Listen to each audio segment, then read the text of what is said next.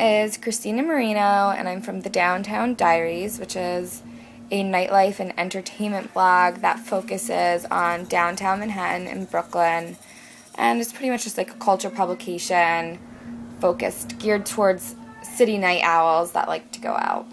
So the Carnival of Ascension was, an underground dinner party. I mean, the whole background behind it was about, the border between life and death, and I didn't really understand it when I first saw that invitation, but then when I went to the event, the whole theory behind it really came to life. One cocktail that definitely sticks out in my mind was jalapeno-infused tequila with watermelon puree, the salted rim. I mean, I tasted this drink and I went to heaven. I was obsessed with it, and ever since then, I'm like on the search for jalapeno-infused tequila. You'll be surprised how hard that is to find. And then as far as the dessert, I remember there was some sort of strawberry shortcake goodness which you had to eat off a naked girl laying on a table. After a few cocktails, I did not really have a problem doing that. I got right in there with the rest of the party. So the party definitely felt like, it was in the middle of summer, but it was a very like secret underground event. There was a limited number of tickets sold. It was kind of not hard to get into event, but tickets sold out quick. And it was in this private loft, in some unmarked graffiti-covered door, and it just had this real like underground feel, and you walk inside and everyone's wearing masks and is dressed up in costumes.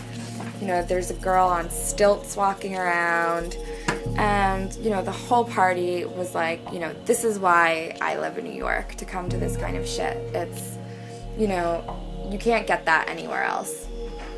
Now I feel like these masquerade balls, since that party, have been popping up a lot more often. Like, I feel like Adam kind of struck a trend, because before that, I had not been to any masquerade parties or any sort of underground supper club parties, and now I feel like I've been hearing a lot more of masquerade parties, and I'm like, been there, done that, on to the next thing.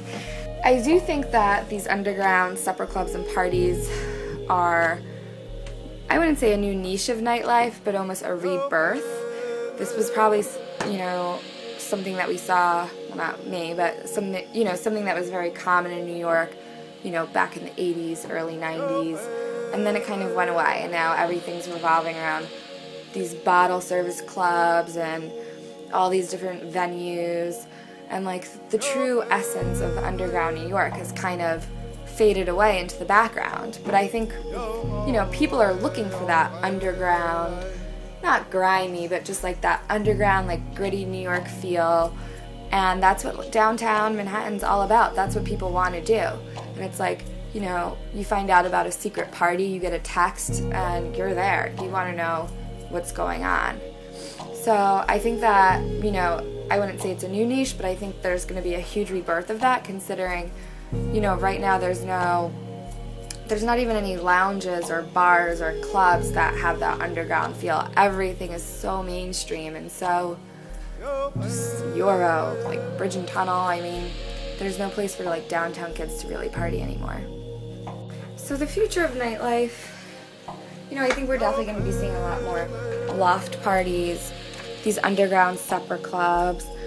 I mean, I feel like a lot of people are just really bored right now, and they're looking for something new and different. I mean, how many nights a week could you just go to the same clubs? I know for me, as a person who covers nightlife and writes nightlife, I mean, I'm so jaded and so bored. I mean, nothing to me is impressive. I've been to all these new places, and I'm like, show me something different. Like, this is all so whack, and like, what is this? Like, this isn't LA, this is New York. Like, let's get real.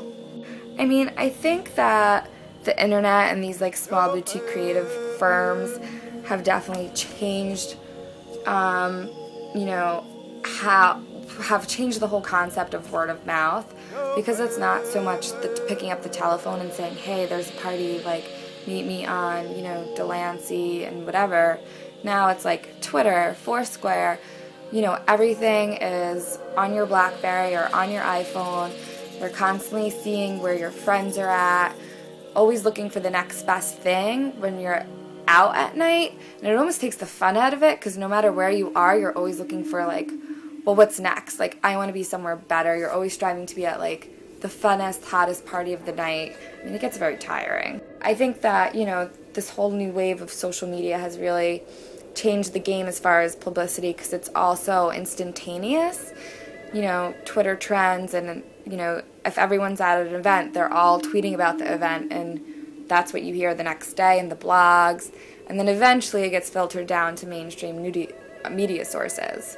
But, I feel like it's really, everything's really grassroots, and it's really instant, and it's all digital. Where the future of publicity and advertising relating to these underground events, where that is going, I'm honestly not sure. Right now, the hot thing is location based.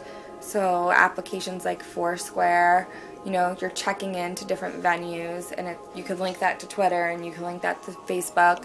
Augmented reality apps are huge right now. Even as someone that works in the social media industry and throws events and is a blogger, it's really hard for me to kind of predict where the future is going. It's an exciting time right now, just because, especially in New York, so many people are not working full-time, and that's when creativity really sparks up, because everyone is, sitting home and thinking and wanting to succeed on their own and not wanting to work for big companies, especially, Generation X and Y. So, I think this is a really interesting time, and I think, I can't predict what the future holds, but I know that I'm excited for it.